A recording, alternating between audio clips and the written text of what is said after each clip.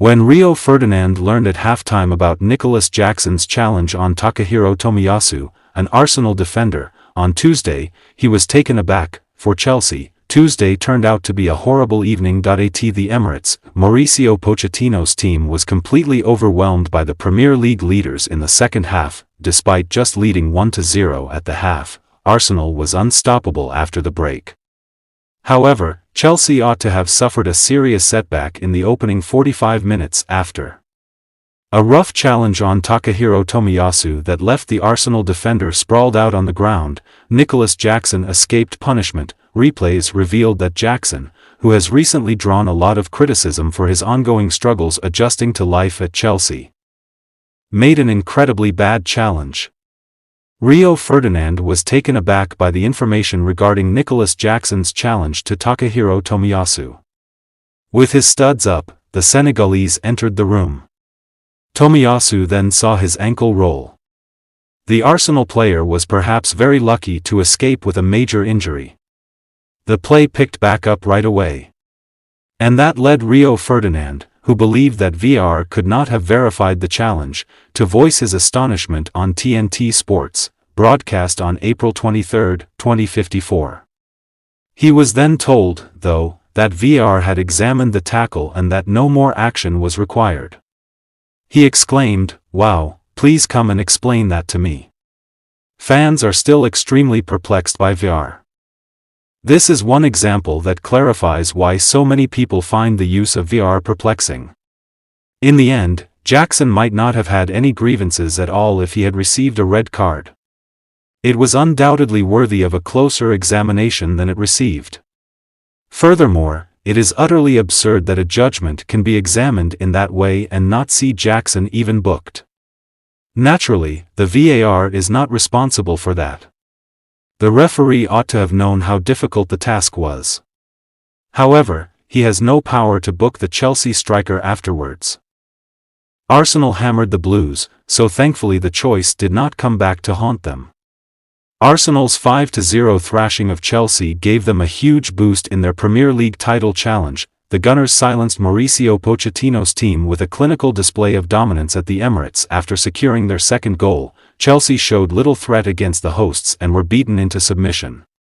It had been a somewhat nervous first half for Mikel Arteta's team. Ben White made rogue rushes up and down the field against the Blues, appearing to be a continuous threat. With some good fortune on his side, his efforts allowed him to receive his first senior brace. His first goal was a superb finish that was out of character for the right-back as it rocketed into the bottom right corner with his left foot.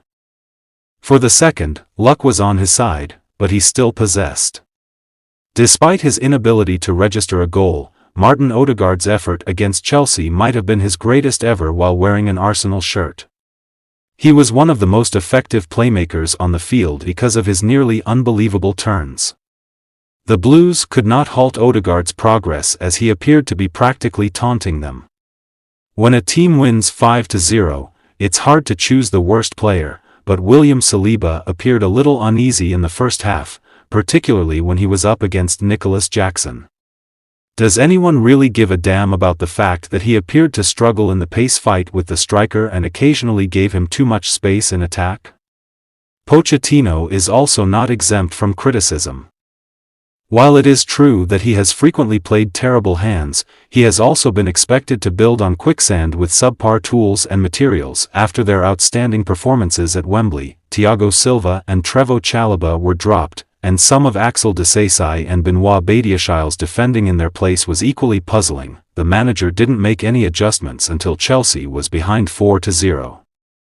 And the match had ended. And when he did bring on his substitutes, the lineup devolved into an increasingly disorganized mess of four forwards unable to mount any attacks due to the terrible Moises Caicedo covering every position in the midfield, and roughly 5 defenders who were unsure of which positions to occupy. There were numerous horrible substitutions made during the game to top an awful starting lineup.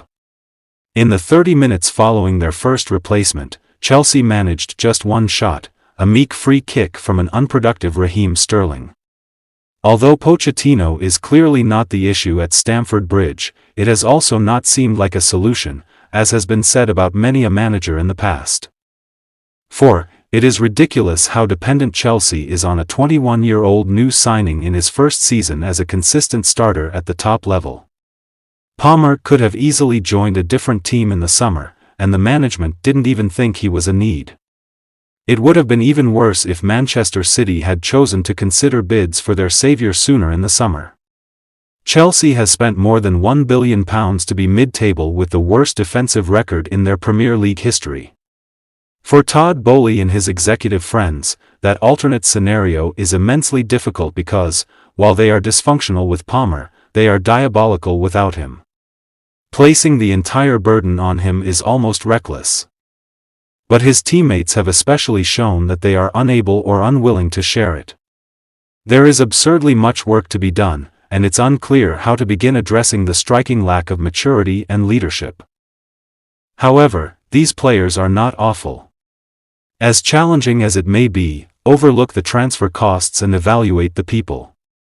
Among them are a World Cup champion and former targets of some of the world's top coaches.